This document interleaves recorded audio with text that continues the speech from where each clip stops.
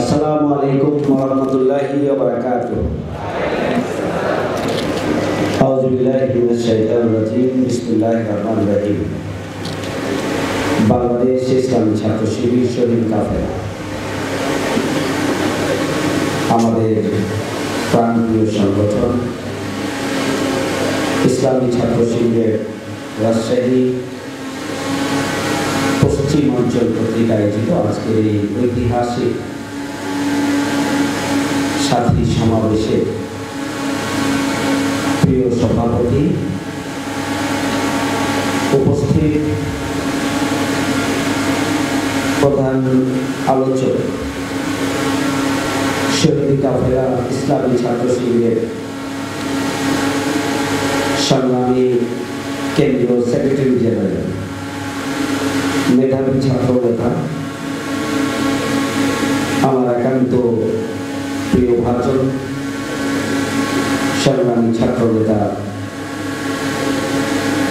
জাহিদুল ইসলাম, উপস্থিত ইসলামী ছাত্র শিবিরের কার্যকরী পরিষদের সম্মানিত সদস্যবৃন্দ, জামাত ইসলামী চাঁপাইনবাবগঞ্জ জেলার সম্মানিত নেতৃবৃন্দ, ইসলামী ছাত্র শিবিরের সাবেক কার্যকরী পরিষদের সদস্যবৃন্দ, সাবেক বিভিন্ন পর্যায়ের দায়িত্বশীলবৃন্দ, সম্মানিত সুধী মণ্ডলী, প্রাণপ্রিয় একামতের দিনের ছাত্র আন্দোলনের এই মহান কাফেলা সংগ্রামী সাথী ভাইরা, আসসালামু আলাইকুম ওয়া রাহমাতুল্লাহি ওয়া বারাকাতুহু।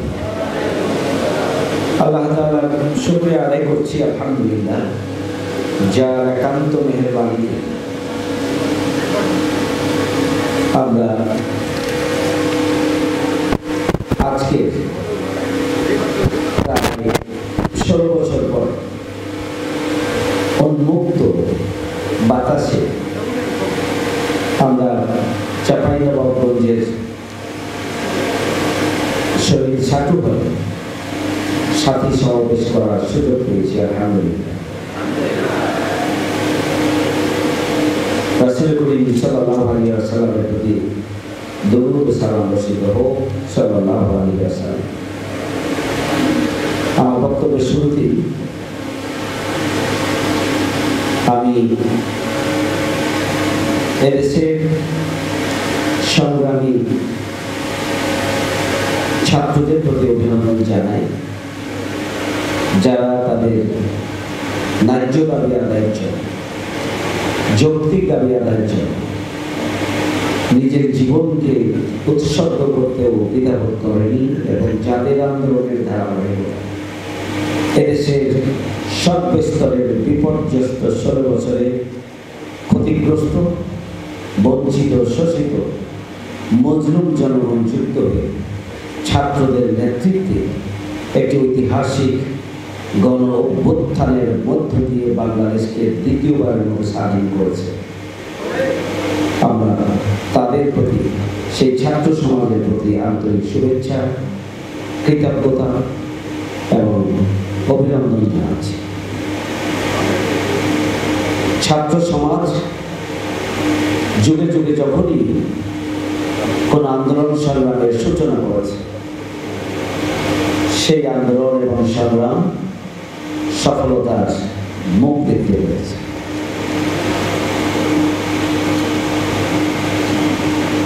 52 ভাষা আন্দোলন, 69-এর গণঅভ্যুত্থান, 71-এর স্বাধীনতা যুদ্ধ, 90-এর গণঅভ্যুত্থান সহ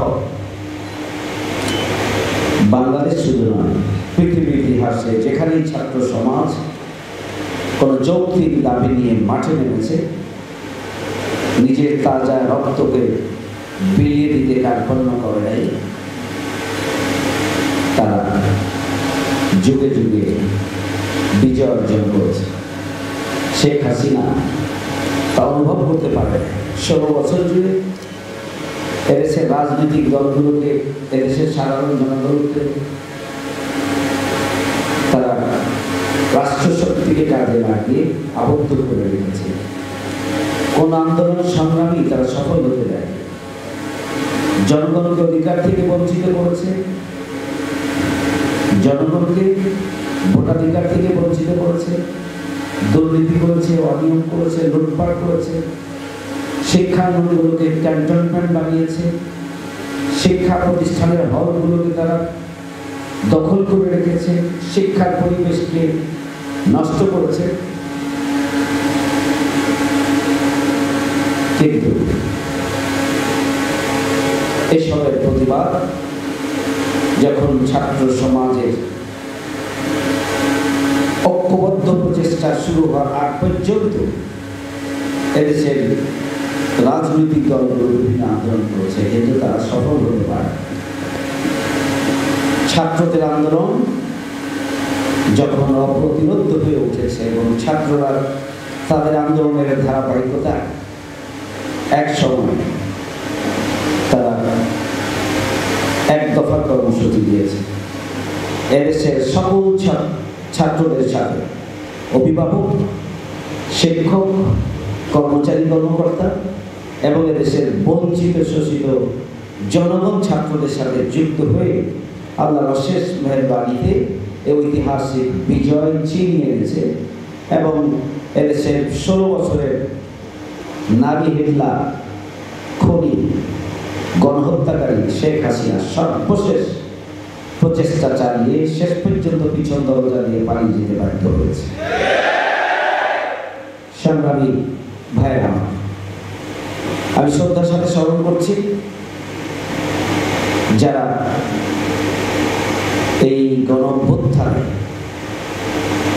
ছাত্র এবং জনগণ নিজের জীবন দিয়ে এই বিজয়কে ছিনিয়ে এনেছে আল্লাহর মেহেরবানি। আমরা তাদেরকে শ্রদ্ধার সাথে স্মরণ করছি। আল্লাহ রাব্বুল আলামিন যেন শাহাদাতের সর্বোচ্চ মর্যাদা তাদেরকে দান করেন। যারা আহত, ক্ষতিগ্রস্ত, চোখ হারিয়েছেন, পা হারিয়েছেন, হাসপাতালের বেডে যারা এখনো নিদারুণ কষ্ট নিয়ে মানবেতর জীবনযাপন করছেন, বাড়িতে যারা ট্রিটমেন্ট নিচ্ছেন, আমরা দোয়া করি আল্লাহ রাব্বুল আলামিন যেন দ্রুত সময়ের মধ্যে স্বাভাবিক জীবনে তাদেরকে ফিরে আসার তৌফিক দান করেন। আমি শ্রদ্ধার সাথে স্মরণ করতে চাই গোটা বাংলাদেশে চাঁপাইনবাবগঞ্জের শহীদ আসাদুল্লাহ তুহিন সহ শুধুমাত্র চাঁপাইনবাবগঞ্জ নয়, রাজশাহী বিশ্ববিদ্যালয়, রাজশাহী মহানগরী, শুধু এই জেলাগুলোই নয়, গোটা বাংলাদেশে ফ্যাসিবাদের বিরুদ্ধে যারা দীর্ঘ 16 বছর আন্দোলন সংগ্রাম করে নিজেদের জীবন দিয়েছেন, আল্লাহ রাব্বুল আলামিন যেন তাদেরকে শাহাদাতের মর্যাদা দান করেন।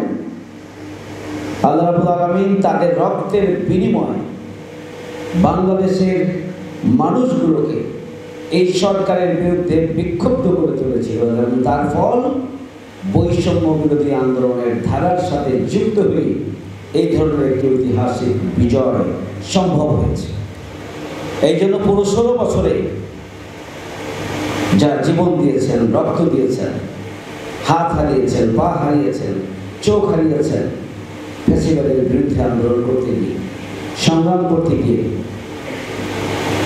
দাবি আদায়ের জন্য সংগ্রাম করতে গিয়ে জিজ্ঞাসার শিকার হয়ে যারা জীবন দিয়েছেন, আহত হয়েছেন, পঙ্গু হয়েছেন, আল্লাহ রাব্বুল আলামিন যেন সবার তৎপরতাকেই তার সন্তুষ্টির জন্য কবুল করেন।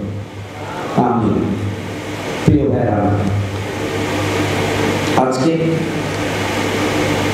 প্রধান আলোচক, মূলত আজকের প্রধান অতিথি ইসলামী ছাত্র শিবিরের জন্য বর্তমান প্রেক্ষাপটে কি কি ভূমিকা পালন করা উচিত সে বিষয়গুলো খুব সুন্দর করে চমৎকার করে তুলে ধরেছে। আমি বলার জন্য যা নোট করেছি তার প্রায় অনেকগুলো এর মধ্যে রয়েছে, কারণ আমরা তো একই কারখানা থেকে তৈরি হয়েছি।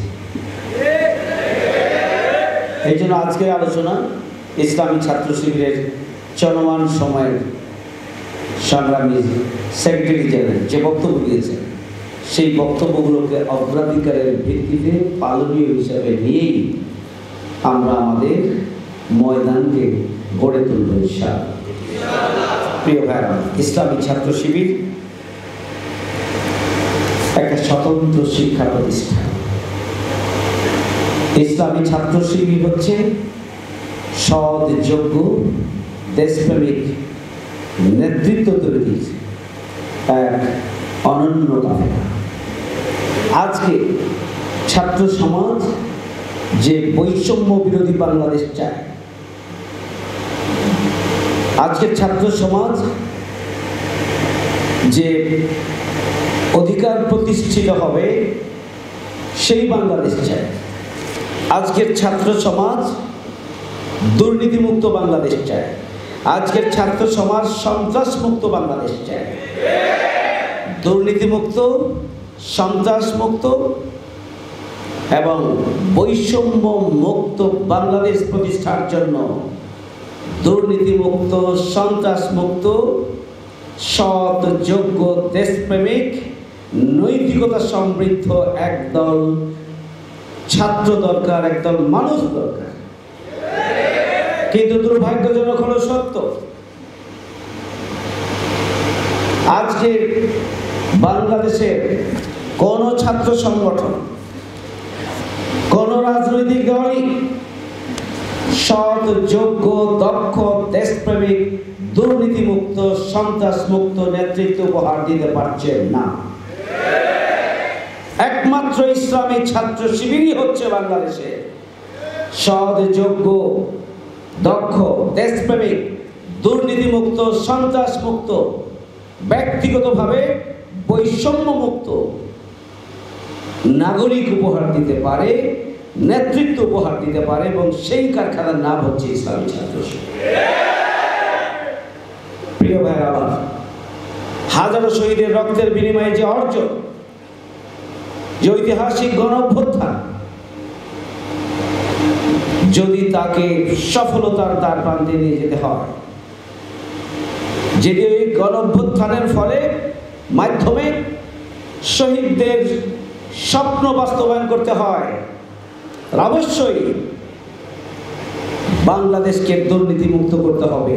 তাহলে দুর্নীতিমুক্ত নেতৃত্ব, দুর্নীতিমুক্ত জনশক্তি ছাড়া দুর্নীতিমুক্ত বাংলাদেশ প্রতিষ্ঠা করা সম্ভব নয়। প্রিয় ভাইরা আবার, আজকে সচেতন জনগণ যারা, ছাত্র সমাজ যারা, যারা আন্দোলনের নেতৃত্ব দিয়েছে, যারা এই আন্দোলনের জন্য দোয়া করেছেন, যারা অংশগ্রহণ করেছেন, সবাইকে বিষয়টি খুব গভীরভাবে বুঝতে হবে, অনুধাবন করতে হবে, এবং সে অনুযায়ী নিজের মধ্যে লালন করে প্রতিকূল পরিস্থিতি যেভাবে আমরা শাহাদাতের তামান্নায় উজ্জীবিত ছিলাম, ত্যাগ এবং কোরবানির চেতনায় উজ্জীবিত হয়ে শাহাদাতকে আলিঙ্গনের জন্য চির আকাঙ্ক্ষার বাস্তবায়নে আমাদের কর্মধারা অব্যাহত থাকবে। প্রিয় ভাইরা আমার, আমাদের ভুলে গেলে চলবে না। এই আন্দোলন 5ই আগস্টের গণঅভ্যুত্থানের মধ্য দিয়ে বাংলাদেশে কোন ইসলামী বিপ্লব সাধন হয়েছে এমনটি নয়। বাংলাদেশে জনআকাঙ্ক্ষা তৈরি হয়েছে সুখী, সমৃদ্ধশালী নতুন বাংলাদেশ গড়ে তোলার জন্য। ভিন্ন কোন নামে যেন আবারও বাংলাদেশের রাজনীতিতে কোন ফ্যাসিবাদের উত্থান না হয়।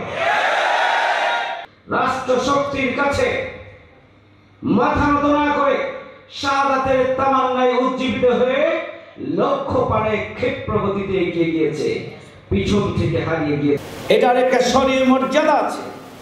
আমি শুধু শপথ নিয়েছি তা নয়, এটির একটি শরীর মর্যাদা আছে। ইন্নাল্লাযীনা ইউবাইউনাকা ইন্নামা ইউবাইউনা, হে রাসূল, যারা তোমার কাছে শপথ গ্রহণ করেছে তারা আল্লাহর কাছেই শপথ করে। ইয়াদুল্লাহ ফাওকা আইদিহিম, আল্লাহর হাত ছিল তাদের হাতের উপরে। ফামান নাকাসা ফাইন্নামা ইয়ানকুসু আলা নাফসিহি, এখন যারা শপথের উপরে টিকে থাকতে পারলো না, তার কুফল তার নিজের উপরে। এরপরে বলা হচ্ছে যারা শপথের উপরে টিকে থাকতে পারলো তার সুফল তার নিজের উপরে পড়বে, এবং অতি দ্রুত তাদেরকে বড় প্রতিদান আল্লাহ দান করবেন। আজরান আজিম। শপথের মর্যাদা নিয়ে আলোচনা করার সময় নেই। আমি বলছিলাম শপথের মর্যাদার অনুভূতিটা লালন করতে হবে, এবং এটি যদি হক আদায় করতে হয় তাহলে অর্পিত কর্তব্যটাকে অগ্রাধিকারের ভিত্তিতে আমাকে পালন করতে হবে। এটা হক আদায় করতে হলে আমাকে সাথী শপথ নয়, সাথী শপথের প্রথম দাবি হচ্ছে আমি চূড়ান্ত শপথ, যেটা ইন্না সলাতি ওয়া নুসুকি ওয়া মাহইয়ায়া ওয়া মামাতি লিল্লাহি রাব্বিল আলামিন, সদস্য হওয়ার পূর্ণাঙ্গ যে শপথ, সদস্য হওয়ার সেই শপথ আমাকে নেয়ার জন্য প্রচেষ্টা চালাতে হবে। সাথী শপথের দাবি হচ্ছে যে সদস্য শপথের জন্য তোমাকে তৈরি করা হবে। তোমার দায়িত্ব হচ্ছে নিজ দায়িত্বে স্বতঃস্ফূর্তভাবে আন্তরিকতার সাথে সদস্য শপথ নেয়ার জন্য প্রচেষ্টা চালাবে, এটাই তো দায়িত্ব।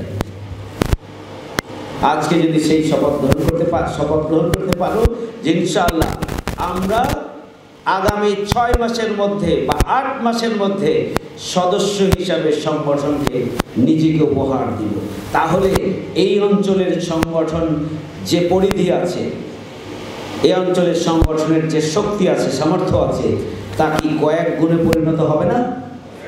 হবে। তো এটা যদি আমরা না হই তাহলে আটকে রাখার দায়িত্ব কি শেখ হাসিনা? এখন তো শেখ হাসিনা নাই। তাহলে এই সংগঠনকে তার লক্ষ্য পানে এগিয়ে যাওয়ার ক্ষেত্রে পিছন দিকে টান দেওয়ার দায়িত্ব কার হচ্ছে? আমরা সাথী। আমার এই হিসাব করার দরকার নাই যে 800 সাথী হয়ে যাবে একসাথে, এত হতে পারবে কি? দরকার নাই। আমি আমাকে সদস্য হিসেবে তৈরি করব। 800 সাথী 800 সদস্য হবে। আর আমার ভূমিকা কি হবে?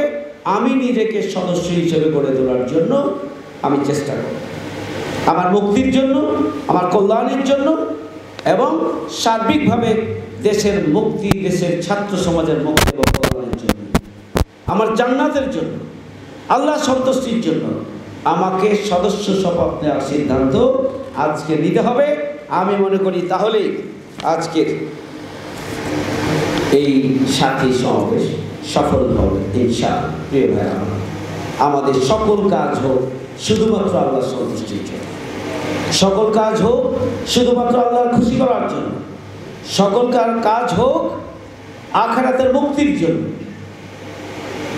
সকল কাজ হোক সার্বিকভাবে আমরা আখিরাতের মুক্তির পাশাপাশি ওই নির্যাতিত নিপীড়িত আবাল বৃদ্ধ বনিতার আর্তনাদ থেকে দেশবাসীকে মুক্তির জন্য আমি ক্ষিপ্রতার সাথে ময়দানে ভূমিকা পালন করি, বিপ্লবকে ছিনিয়ে আনবো।